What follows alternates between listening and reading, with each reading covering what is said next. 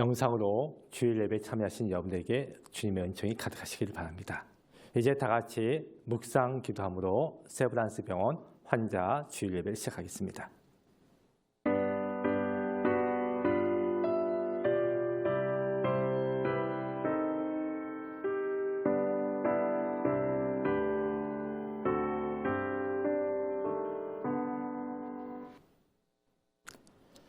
찬송가 21장 찬양하시겠습니다.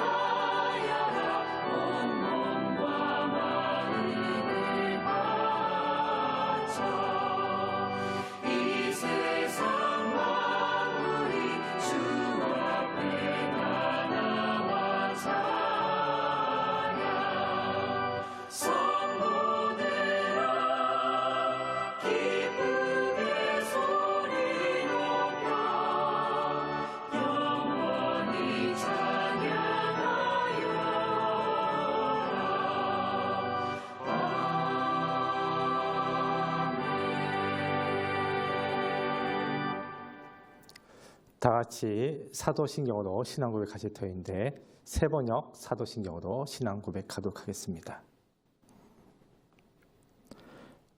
나는 전능하신 아버지 하나님 천지의 창조주를 믿습니다. 나는 그의 유일하신 아들 우리 주 예수 그리스도를 믿습니다.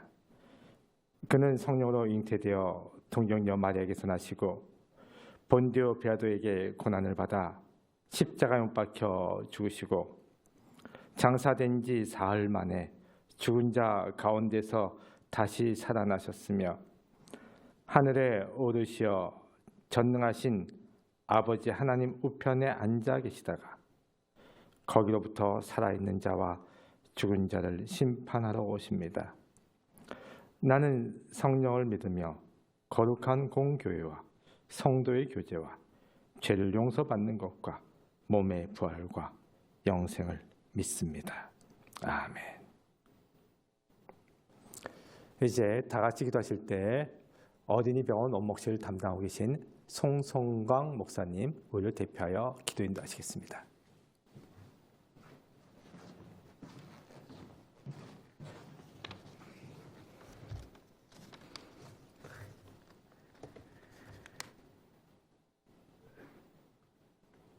여호와를 경외함이 지혜의 근본이라. 그의 계명을 지키는 자는 다 훌륭한 지각을 가진 자이니 여호와를 찬양함이 영원히 계속되리로다.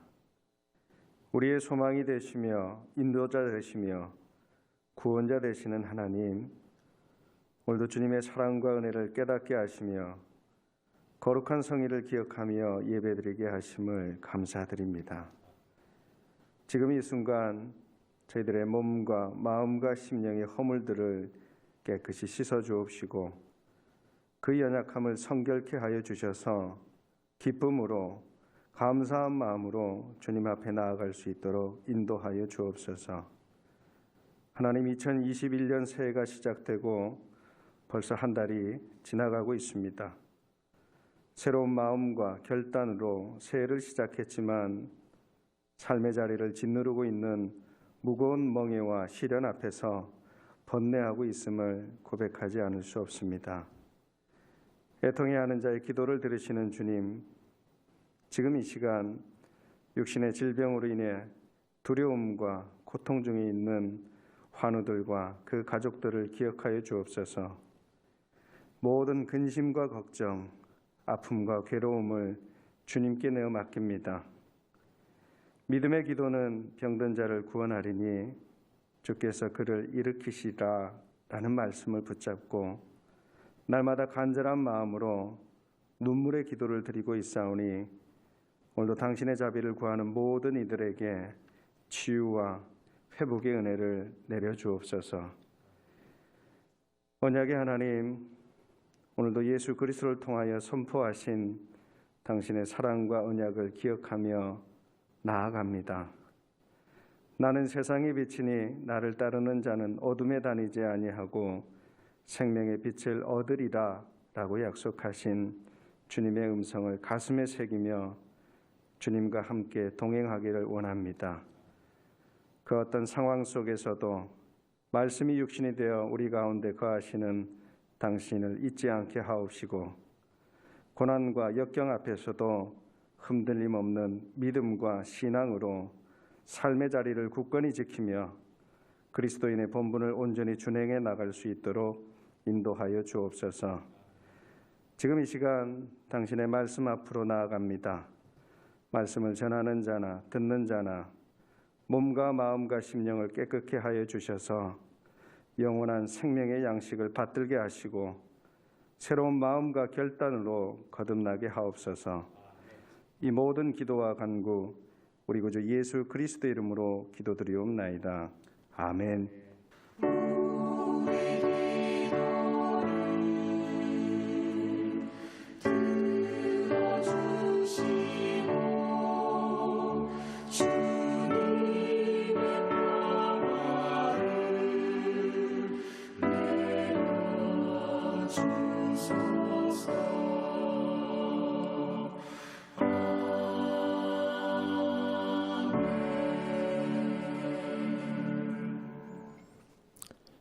이 아침 우리에게 주신 하나님의 말씀은 신약성경 히브리서 13장의 말씀입니다. 1절부터 제가 받들어 읽도록 하겠습니다. 형제 사랑하기를 계속하고 손님 대접하기를 잊지 말라. 이로써 부지 중에 천사들을 대접한 이들이 있었느니라. 너희도 함께 갇힌 것 같이 갇힌 자를 생각하고 너희도 몸을 가졌은즉 학대받는 자를 생각하라. 모든 사람은 결혼을 귀히 여기고 침소를 더럽히지 않게 하라. 음행하는 자들과 간음하는 자들을 하나님이 심판하시리라. 돈을 사랑하지 말고 있는 바를 족한 줄로 알라. 그가 친히 말씀하시기를 내가 결코 너희를 버리지 아니하고 너희를 떠나지 아니하리라 하셨느니라.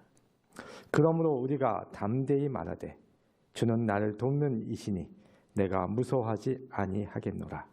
사람이 내게 어찌하리요 하노라. 하나님의 말씀을 너희에게 일러주고 너희를 인도하던 자들을 생각하며 그들의 행실의 결말을 주의하여 보고 그들의 믿음을 본받으라. 아멘. 찬송가 214장 찬양하시겠습니다.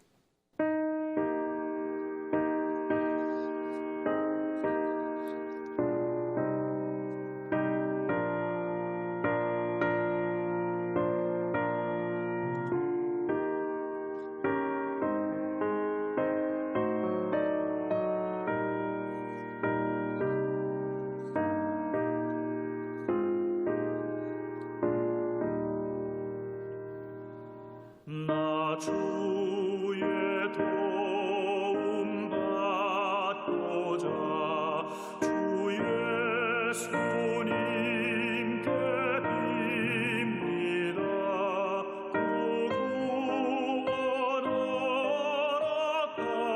받아주소서. 날 받아주소서. 내 모습 이대로 주 받아주소서. 날 위해 돌아가신 주 날 받아주소서.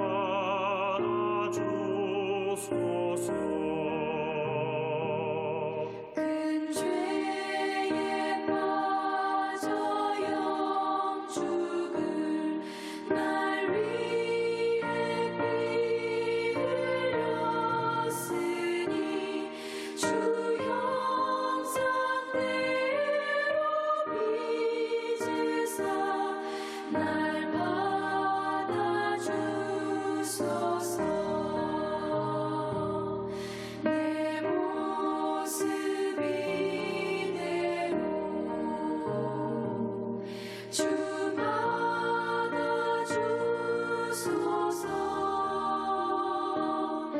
날 위해 돌아가신 주 날 받아주소서.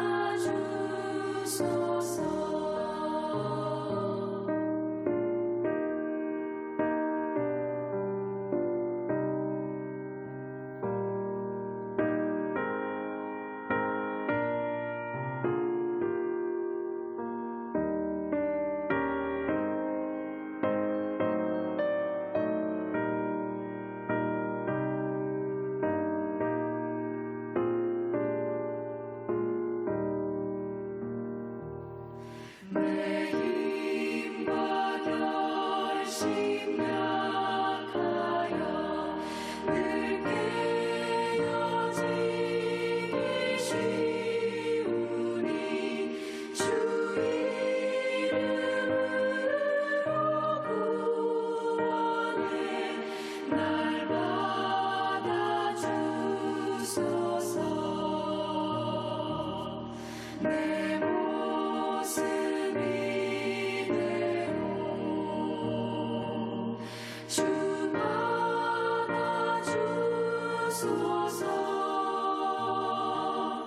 날 위해 돌아가신 주 날 받아주소서.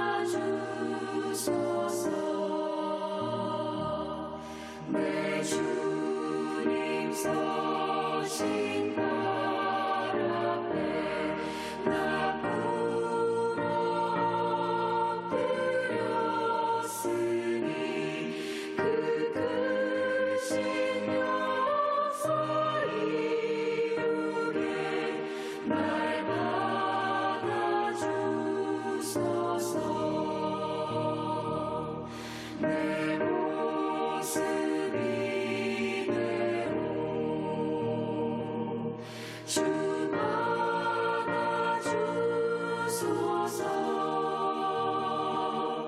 날 위해 돌아가신 주 날 받아주소서.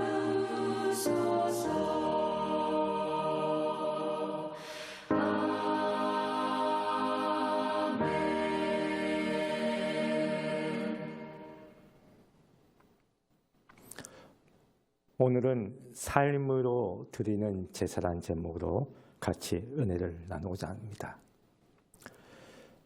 전통적인 구약 시대에 있어서는 제사를 형식에 맞게 어떻게 드리느냐가 중요했습니다. 레위기 같은 경우에 어떤 제사는 어떻게 드리고 세세하게 규정이 나와 있죠. 그리고 그것을 따라야만 했습니다. 그런데 신약 시대에 와서는 겉 형식적인 제사가 중요한 것이 아니고 우리의 몸으로, 삶으로 어떻게 제사를 드리는가, 우리의 삶으로 어떻게 하나님의 사랑을 실천하는가가 중요해졌죠. 예수님께서 그것을 몸소 보여주셨고 또 우리에게 그것을 따르라고 하셨고 히브리서 13장 오늘의 말씀도 같은 맥락 속에 있죠. 오늘 말씀을 통해서 몇 가지 보고자 합니다. 먼저 형제 사랑, 손님 대접을 강조하고 있습니다. 이웃을 사랑하라는 얘기죠. 네가 대접한 사람이 천사일 수도 있다라고 언급되어져 있습니다. 이미 마태복음에서 예수님께서 그런 표현 썼죠. 지극히 작은 자 하나를 대접한 것이 곧 나를 대접한 것이다. 그렇습니다. 우리가 만나는 한 사람 한 사람이 바로 하나님의 형상을 입은 사람들이고 우리가 그들을 지극정성으로 대접하는 것이 예수님을 대접하는 것이 된다는 말씀이죠. 한국이 137년이라는 짧은 기독교 선교 역사 속에서 어떻게 전 국민의 4분의 1, 5분의 1이 크리스찬이 되는 이렇게 놀라운 성과를 얻게 되었습니까? 그것은 선교사님들이 선교 초기부터 한 생명 한 생명을 귀하게 여겼기 때문이었죠. 처음에 우리나라에 왔던 의료 선교사님들은 그 서양 의술의 뛰어남을 인정받아서 황제의 어이였습니다. 벼슬까지도 받았죠. 하지만 이분들은 궁궐 안에 머물지만 않았죠. 이들은 병원을 세웠고 양반이든 부자든 가난하든 천민이든 관계없이 그들을 정성으로 치료하고 돌봤죠. 특별히 그 당시에 가장 천대받던 백정들이 치료를 받았습니다. 당시로서는 상상할 수 없던 일이었죠. 선교사님들이 백정들을 보니까 너무나 불쌍했습니다. 너무나 차별받았습니다. 어떻게 하면 백정들의 삶이 나아질 수 있을까? 얼마 전 가보 경장 때 백정 제도가 형식적으로는 없어졌지만 의복 규정은 없어지지 않아서 백정들은 여전히 천시받고 있었죠. 그때 마침 콜레라라는 전염병을 물리친 선교사님들의 위상이 높아졌고 그때 백정들과 함께 선교사님들이 탄원서를 썼죠. 백정들의 의복 규정을 없애주십시오. 그래야 해서 백정제도가 사실상 없어지게 되었습니다. 한 생명 한 생명을 귀하게 여길 때 복음이 그 안에 전파되어질 수 있었던 것이죠.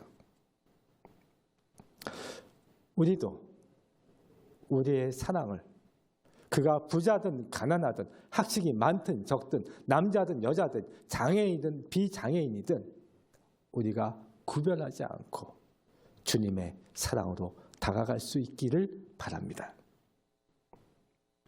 이어서 갇힌 자를 생각하고 학대받는 자를 생각하라고 선포하고 있습니다.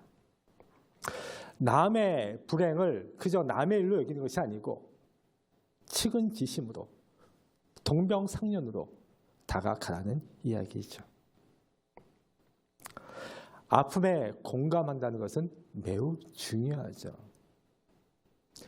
2018년도부터 우리 병원에서 세브란스 병원 공감 프로젝트라는 것을 시작을 했습니다.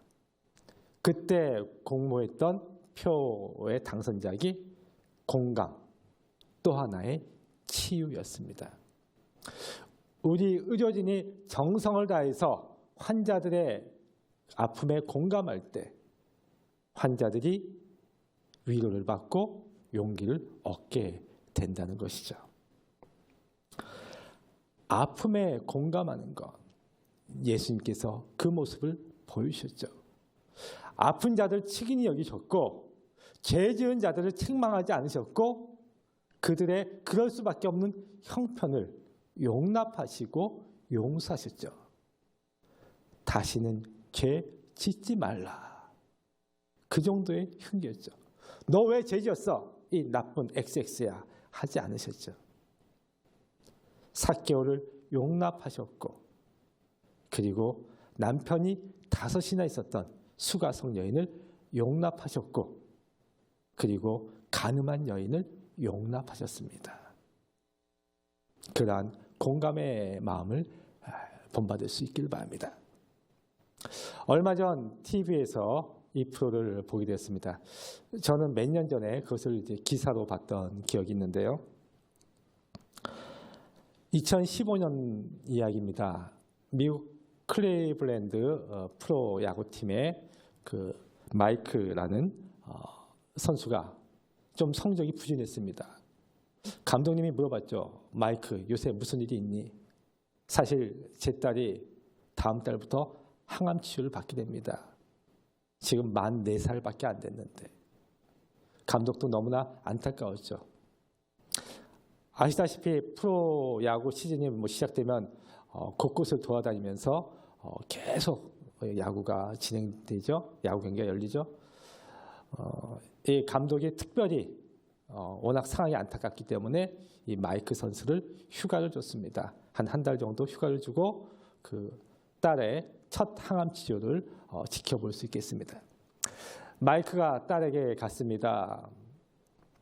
근데 마이크가 이제 걱정이 된 거죠. 딸이 항암 치료를 하면 머리가 빠질 텐데 이 어린아이가 그 충격을 어떻게 감당할 수 있을까? 어느 날 마이크가 머리를 빡빡 밀고 왔습니다. 그리고서는 딸 앞에 짠 하고 나타난 거죠. 딸이 깔깔대면서 웃습니다. 마이크가 이렇게 얘기하죠. 아가야, 네가 항암 치료 받고 나면 머리 이렇게 빠질 거야. 하지만 걱정하지 마. 아빠 봐, 아무렇지도 않지. 그리고 머리카락은 또 자라잖아. 딸이 그 아빠의 말을 이해를 했습니다. 자신의 머리카락 빠지는 것을 큰 충격으로 받지 않았죠. 한 달이 지난 후 마이크가 이제 경기에 복귀하게 되었습니다. 경기에 복귀한 첫날, 그 클리블랜드 팀이 경기를 하는 그때 TV로 그 장면을 시청하던 모든 분들이 깜짝 놀랐습니다. 왜냐하면 클리블랜드의 모든 선수가 머리를 빡빡 밀었기 때문입니다. 심지어는 감독, 코치, 응원단까지 모두가 머리를 밀었던 겁니다. 마이크 선수의 딸을 응원하기 위해서였죠. 이 선수의 딸은 그 이후에 항암 치료 잘 받고 건강하게 태어나서 한 1, 2년 후쯤 그 야구 경기장에서 시구를 하는 모습이 텔레비전으로 그 장면도 나오더라고요. 서로 공감하고 배려할 때 힘을 더 낼 수 있을 줄 믿습니다. 지금 내 옆에 아픈 형제, 자매가 있습니까? 그들을 공감할 수 있기를 바랍니다. 그들을 배려할 수 있기를 바랍니다. 그럴 때 그들이 힘을 더 낼 수 있을 줄 믿습니다. 이어서 결혼을 귀히 여기라고 되어 있습니다. 왜 결혼 얘기가 갑자기 나왔을까? 그것은 로마 시대의 시대상과 연관되어 있죠. 로마가 세계를 지배했습니다. 곳곳에서 포로들을 잡아옵니다. 특히 젊은 여자는 데리고 와서 귀족들의 하녀로 삼거나 성놀이개로 삼습니다. 성적으로, 윤리적으로 타락했죠. 그리하여서 그때 그 역사 기록들을 보면 로마의 귀족들이 기독교를 탄압하면서도 자기 부인은 기독교 신앙을 가진 여인을 얻었다 하는 그런 기록들이 있죠. 왜? 크리스찬 여인들은 정숙하니까. 로마 시대나 지금이나 결혼은 소중하고, 그리고 부부간의 성적인 결합과 또한 그 혼인의 순결성을 지키는 것은 매우 중요하죠. 최근에 우리 사회도 여러 가지 성적인 타락 때문에 어려움을 겪는 많은 경우들을 보게 됩니다. 결혼을 귀히 여기고 부부간의 예를 지키고 서로 존중하며 그렇게 삶을 살아갈 수 있기를 바랍니다. 언더우드 선교사님이 조선에 오실 때는 총각이었죠. 그리고 그가 의사인 부인을 만나서 결혼을 하게 되었습니다. 제중원에서, 그러니까 옛날 세브란스죠. 같이 활동도 했었죠. 교회 사역도 하고 또 병원 사역도 함께 또 협력을 하고 그랬었습니다. 이 두 분이 신혼여행을 갈 때 그것이 아마 그 조선 사회, 우리나라에서는 최초의 신혼여행이었을 겁니다. 많은 사람들이 구경을 나왔죠. 일단은 신혼여행이라는 것을 처음 볼 뿐더러 또 서양 사람들을 보는 것도 신기했으니까. 근데 그때 그분들의 그 언더우드 선교사님 부부의 행렬이 조선 사회에 상당히 큰 파장을 줬죠. 아, 아내를 저렇게 귀히 여길 수 있구나. 여성도 동등한 인격체로 저렇게 대접을 하는구나. 오늘날 우리가 신혼여행을 갈 수 있는 것은 그 전통은 언더우드 선교사님 덕에 시작이 된 것이라고 볼 수 있죠. 자, 나의 아내를 귀히 여기며 화목하고 행복한 하나님의 성령이 주관하는 그러한 가정 되시기를 바랍니다. 이어서 돈을 사랑하지 말고 있는 바 족한 줄을 알라라고 선포되어 있습니다. 사람의 욕심은 끝이 없습니다. 하나를 얻게 되면 두 개를 갖고 싶고 두 개를 얻으면 다섯 개를 갖고 싶은 게 사람의 마음이죠. 주식을 했다가 망한 사람들 얘기를 들어보니까 그분들이 내가 1억만 벌면 좋겠다. 1억을 벌고 나면 그 다음에 거기서 만족하지 않고 그걸 또 다 투자해서 2억을 벌고 싶고 2억을 벌고 나면 또 다 투자해서 더 많은 돈을 추가하다가 결국은 한꺼번에 다 날렸다. 이런 이야기들을 종종 듣게 됩니다. 20년 넘게 호텔에서 근무했던 오현석이라는 분이 호텔 VIP에게는 특별한 것이 있다라는 책을 썼습니다.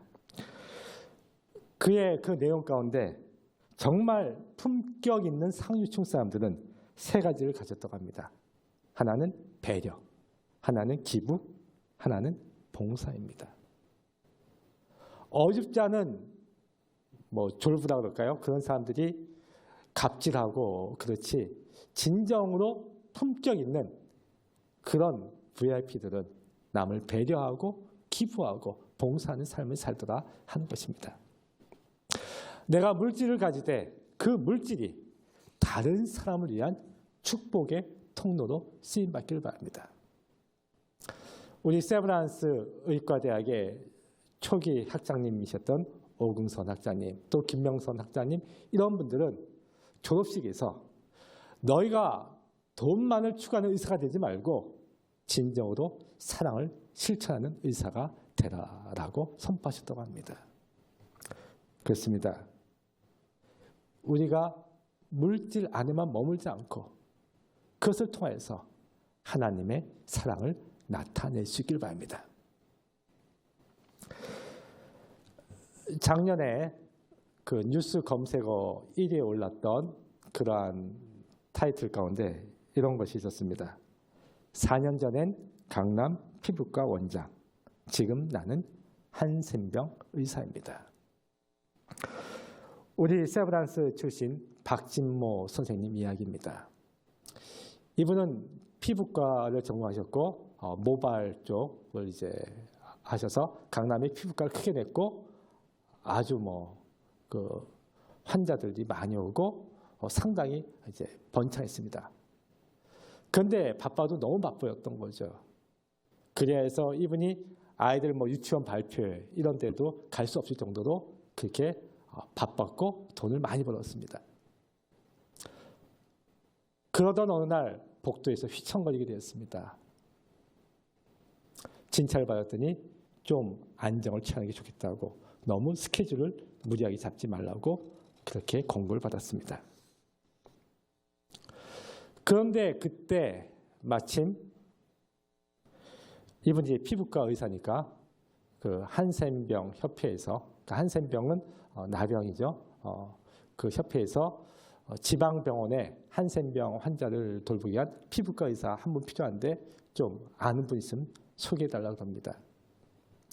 조건을 보니까 서울이나 수도권도 아닌 지방인데도 월급은 이쪽에 50%밖에 되지 않습니다. 이분이 이렇게 후배들도 알아봤지만 아무도 가겠다는 사람은 없었습니다. 그러던 차에 이분이 본인 건강 문제도 있고 그러니까 그래 내가 몇 개월만 쉬는 셈 치고 가지 하면서 그곳을 가게 되었습니다. 이분이 지방에 있는 그 한센병 치료병원에 갔더니 사람들이 다 수근수근대죠. 강남에서 피부과 크게 있기 때문에 그런 분이 뭐 여기 오래 있겠어. 몸이 안 좋으니까 잠깐 있다 가겠지. 근데 웬걸 본인도 그렇게 생각을 했는데 하다 보니까 사명감도 생기고 또 그 분야도 재미가 있고 본인이 또 기여할 수 있는 바가 있겠고 이쪽 연구를 더 해야겠다. 있다 보니까 점점 기간이 길어졌습니다. 그러던 어느 날 예배를 마치고 나오는데 문득 하나님의 음성, 본인은 이제 그렇게 느꼈죠. 하나님의 음성을 듣게 됩니다. 웬만하면 네가 해라. 웬만하면 네가 해라.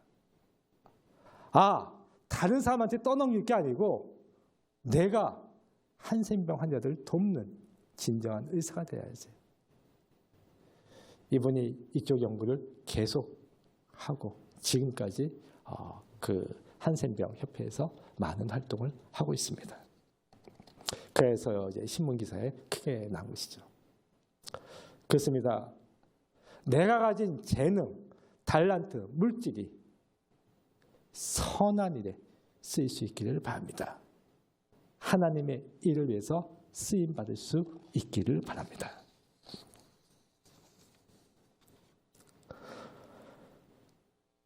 이어서 두려워하지 말라라고 이야기합니다. 우리 병원 수술실 대기실에 가면 두려워하지 말라, 내가 너와 함께함이라. 이사야 42장의 말씀이 기록되어 있습니다. 어느 목사님께서 최근에 SNS에 쓰신 글을 봤더니 세브란스 병원에서 내가 수술 받을 때 그 말씀을 보는 순간 맞아, 하나님이 여기에 계시지. 하나님이 나보다 먼저 수술실에 와 계시지. 그렇게 응답을 받았다고 합니다. 그렇습니다. 지금 병실에 나와 함께 하시는 하나님, 수술실에서 나와 함께 하시는 하나님, 중환자실에서 나와 함께 하시는 그 하나님을 발견하고 고백하며 힘과 용기를 낼 수 있길 바랍니다. 이어서 오늘의 말씀은 너희를 인도했던 자들, 그들의 믿음을 본받으라고 되어 있습니다. 수많은 신앙의 선배들 우리가 따라갈 수 있길 바랍니다. 아울러 내가 훌륭한 신앙의 선배가 될 수 있길 바랍니다. 그래, 저분이 그 고난을 이겨냈던 것은 하나님이 함께 하셨기 때문이지. 아무쪼록 병사의 기간 주님의 은혜를 깨닫고 주님의 사랑을 체험하며 이 어려운 시기를 잘 이겨내는 우리 환화 보호자들 다 되시기를 간절히 축원합니다. 기도하겠습니다. 사랑의 하나님, 감사합니다. 이 시간 말씀을 통하여 주의 은혜를 깨닫습니다. 아버지 하나님, 때로는 힘들고 어려운 순간들이 우리 앞에 놓여 있지만 그러나 우리와 동행하시는 하나님을 믿고 소망 가운데 이겨내게 하여 주옵소서. 우리가 형식적으로만 예배드리는 것이 아니고 우리의 삶 자체가 예배가 되게 하시며 우리의 이웃들을 사랑함으로 하나님의 사랑을 실천하고 전파하게 하여 주옵소서. 우리의 삶의 모습을 통해서 영광 받으시옵고 또한 우리의 신실한 신앙과 삶의 모습이 우리 이웃 또한 우리 후손들에게 전파되어지게 하여 주옵소서. 감사드리며 예수님 이름으로 기도합니다. 아멘. 네 가지 광고 말씀 알립니다. 주일 예배 및 주중 월요일 금요일 예배는 오전 11시에 원내 TV 채널과 카카오톡 채널 세브란스 원목실에서 보실 수가 있습니다. 신방 및 기도를 원하시는 분들은 원목실로 연락 주시면 되겠습니다. 병원 선교나 어려운 환자 후원을 위해 헌금하시기 원하시는 분들은 각 병원 원목실에 전달하시거나 후원 계좌로 입금하시면 되겠습니다. 찬송가 407장 찬양하시겠습니다.